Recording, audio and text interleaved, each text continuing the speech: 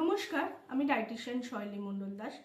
আজকে একজন আমার থেকে একটা কমেন্টে এটির টপিক জানতে চেয়েছে, আমি সেই নিয়ে ভিডিও বানাবো।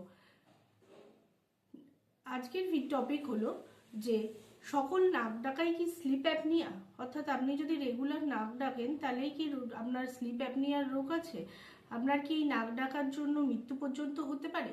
চলুন একটু ডিটেলে কথা বলি এই নিয়ে। সকল নাক ডাকাই কিন্তু স্লিপ অ্যাপনিয়া নয়। আগে জানতে হবে যে নাক ডাকা আমাদের কেন হয়। যদি আমাদের নাক ডাকা এই কারণেই হয় যে নাকের মধ্যে যে আমরা ঘুমানোর সময় আমাদের শ্বাসনালী যদি নাক ডাকা হয়, যদি আমাদের শ্বাসনালী খুব সরু হয়ে যায় বিভিন্ন কারণে, পলিপসের কারণে, তাহলে কিন্তু আমরা যখন ঘুমাই তখন অক্সিজেনটা যখন নাকের ভেতর দিয়ে যায় তখন ওই পলিপসের কারণে নাকের যে ভেতরের চামড়ায় ঘর্ষিত হয় এবং তার জন্য আমরা নাক ডাকি। কিন্তু স্লিপ অ্যাপনিয়া কিন্তু নাক ডাকা নয়। স্লিপ অ্যাপনিয়ার ক্ষেত্রে নাক ডাকার সিভিয়ার স্টেজ, অর্থাৎ কিছু কিছু মানুষের ক্ষেত্রে আপনি দেখবেন যে তারা নর্মাল নাক ডাকে না, নাক ডাকার সাথে সাথে কিছু কিছু সময়ের জন্য আপনার মনে হবে সেই মানুষটার মনে হয় দম বন্ধ হয়ে যাচ্ছে এবং মুখটা হাঁ করে থাকে এবং কোনো কোনো সময় মনে হয় যে শ্বাসটা বন্ধ হয়ে গেছে, অর্থাৎ অক্সিজেনটা ব্রেনে কিছুক্ষণের জন্য পৌঁছায় না। এই যে সময়টা, এই রোগটা যাদের আছে তাদের কিন্তু স্লিপ অ্যাপনিয়া, তাদের কিন্তু নর্মাল স্নোরিং এর রোগ নয়। বুঝলেন যে যাদের কিন্তু ঘুমের সময় নাক ডাকার সাথে সাথে কয়েক সেকেন্ডের জন্য অক্সিজেন ব্রেনে পৌঁছায় না, জাস্ট কয়েক সময়ের জন্য তারা যদি দম নিতে না পারে, সেইটা হলো স্লিপ অ্যাপনিয়া।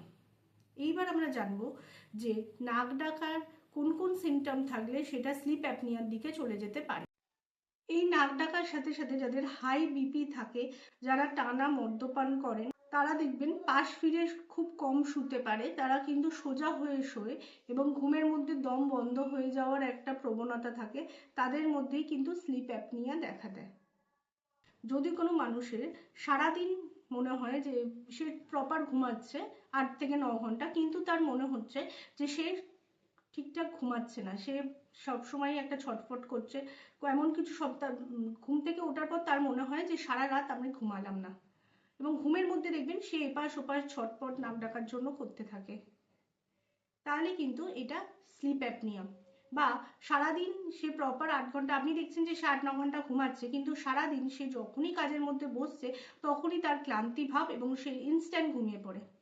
এইটা হলো স্লিপ অ্যাপনিয়ার প্রধান কারণ। এবং সবসময় ক্লান্তি, গা হাত পা হলো যে সবসময়ের জন্য একটা ম্যাচ ম্যাচ করতে থাকে, কোনো কাজ করতে ভাল লাগে না, মাথা কনস্ট্যান্ট ব্যথা, মাথায় একটা ঝিমঝিম ভাব, এগুলো কিন্তু স্লিপ অ্যাপনিয়ার লক্ষণ। এবং ওবেসিটি, এটা মনে রাখবেন যারা খুব ওজন বেশি তাদের ক্ষেত্রে কিন্তু শুধু নাক ডাকা থেকে আস্তে আস্তে সেটা স্লিপ অ্যাপনিয়ার দিকে চলে যায়। আমাদের এখানে কিন্তু ন্যাচারালি ব্যায়াম এবং ন্যাচারাল পঞ্চকর্মা থেরাপির মাধ্যমে নাক ডাকা এবং স্লিপ অ্যাপনিয়া দুটোই কিন্তু সারিয়ে দেওয়া সম্ভব। তাই আপনি যদি চান যে আপনার নাক ডাকা স্লিপ অ্যাপনিয়ায় পরিণত না হয়, তাহলে তাড়াতাড়ি স্ক্রিনে দেওয়া নাম্বারে আমাদের সাথে যোগাযোগ করুন। ভিডিওটি ভালো লাগলে লাইক করবেন, কিছু জানার থাকলে কমেন্ট করবেন এবং হেলথ রিলেটেড যে কোনো টপিকের জন্য চ্যানেলটিকে তাড়াতাড়ি সাবস্ক্রাইব করে নিন। নমস্কার।